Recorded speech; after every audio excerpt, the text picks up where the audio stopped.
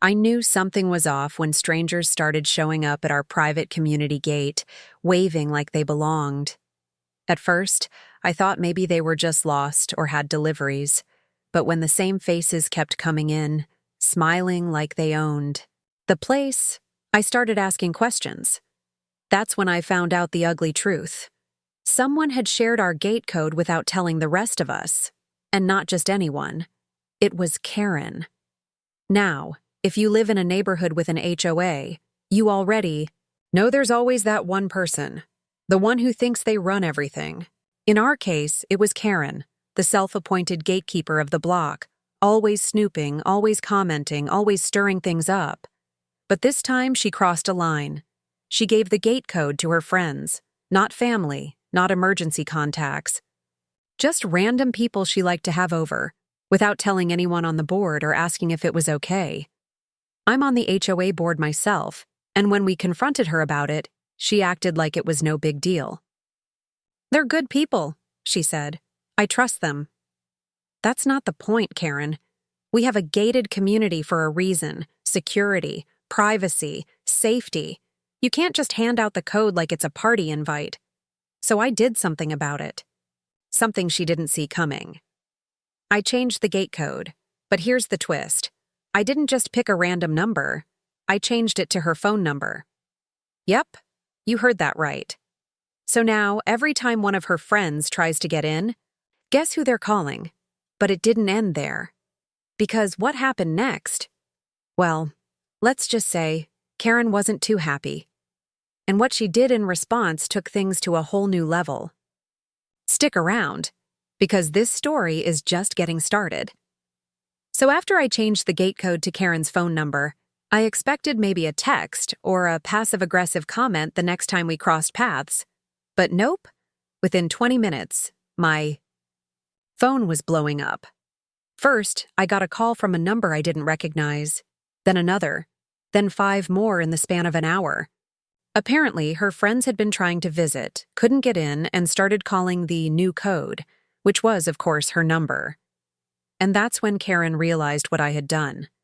She showed up at my door, fuming, waving her phone like it was a crime scene. "Do you think this is funny?" she snapped. Honestly, a little. But I stayed calm. I told her, "You gave out the gate code without permission. You compromised our community's safety. I fixed it." She didn't see it that way. Karen started ranting about how I embarrassed her, how she was just being neighborly by letting people in without bothering the HOA. But the thing is, this isn't the first time she's done something like this. A few months ago, she tried to set up a neighborhood mixer and invited more people from outside the community than those who actually live here. We had to shut it down when someone's car got broken into that night. She shrugged it off back then, too, saying it was just a coincidence. So, yeah, this wasn't just about a gate code.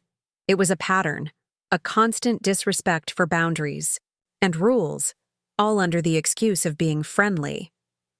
And now that her phone was buzzing nonstop with calls from confused guests, she was finally feeling what the rest of us had been dealing with. People showing up uninvited, acting like they belonged. But here's where things started to take a weird turn. Because not long after that heated door visit, strange stuff started happening around my house. At first, I thought I was just being paranoid, but a few days after the whole gate code incident, I started noticing little things, subtle but off. My trash bins were knocked over, even though it hadn't been windy.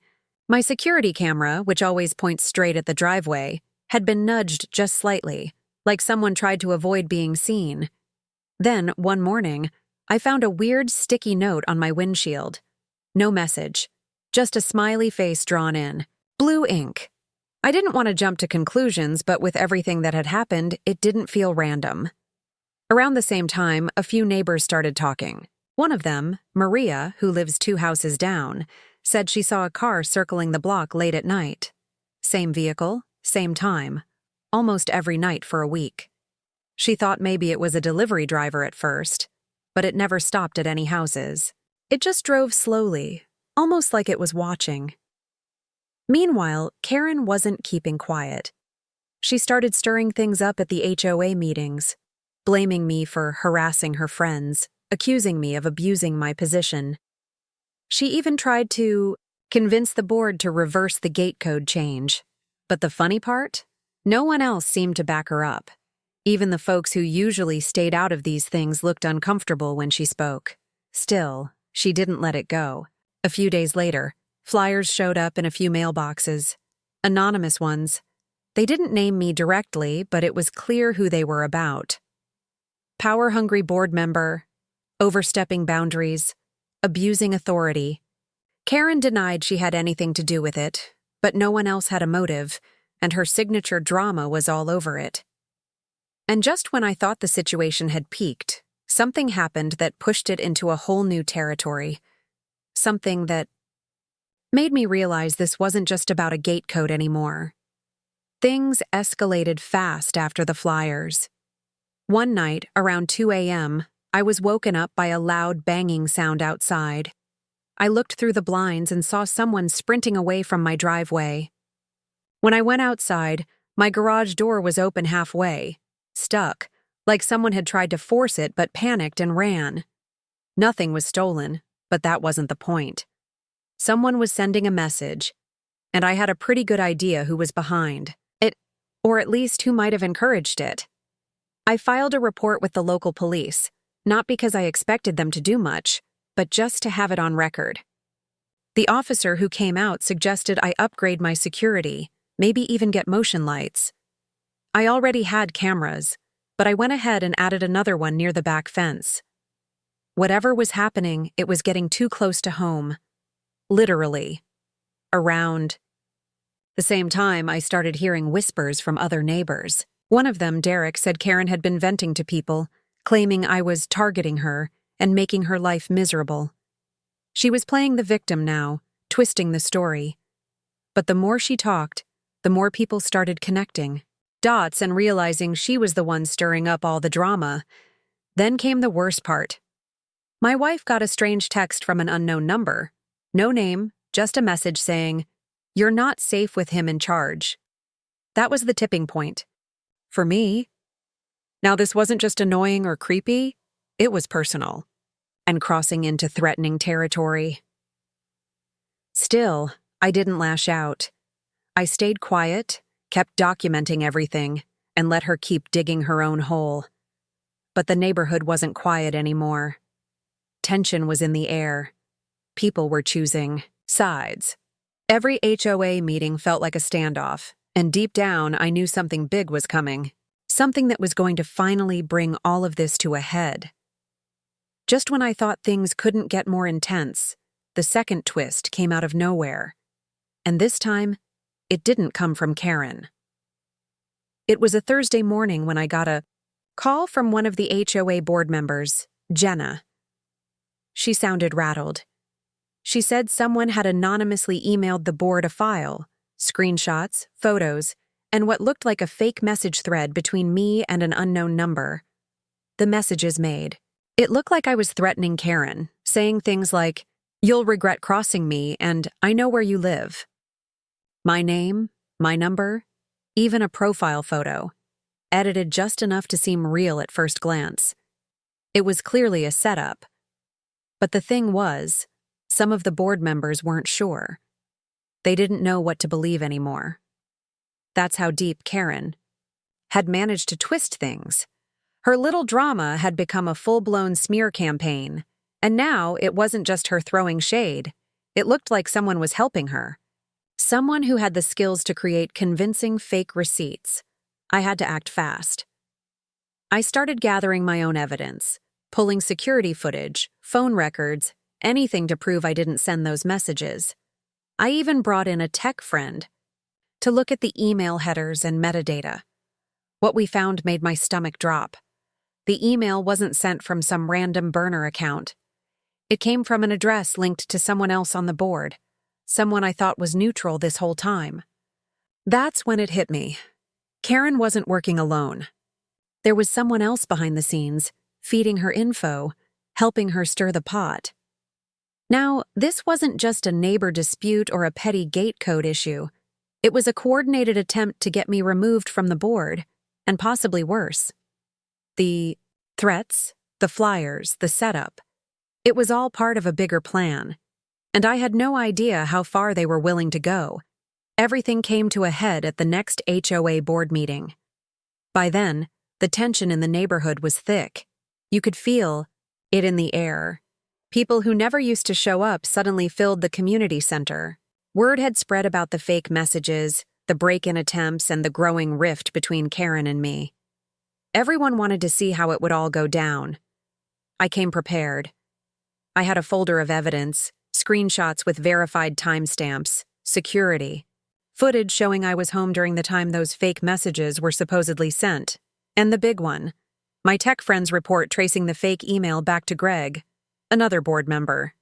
The same Greg who always played both sides, who stayed quiet just enough to seem neutral.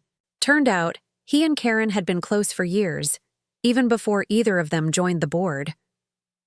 When I presented everything, calmly, without drama, you could hear a pin drop. Karen went pale. Greg shifted in his seat, clearly caught off guard that I'd traced it all back to him. At first, after that night, things around the neighborhood started to calm down. Karen and Greg's removal from the HOA board made a clear statement, and for the first time in weeks, I could walk outside without wondering who was watching me or what drama was around the corner. People started talking again. Friendly chats at mailboxes, neighbors waving instead of whispering. It felt like the community was finally breathing again. Karen didn't take the board's decision well, of course. She stayed quiet for a bit, but word got around that she was still planning to run in the next election. At first, I thought she might actually try to pull it off, but her reputation had already taken a major hit. Most neighbors had seen enough. The gate code drama, the fake messages, the shady tactics.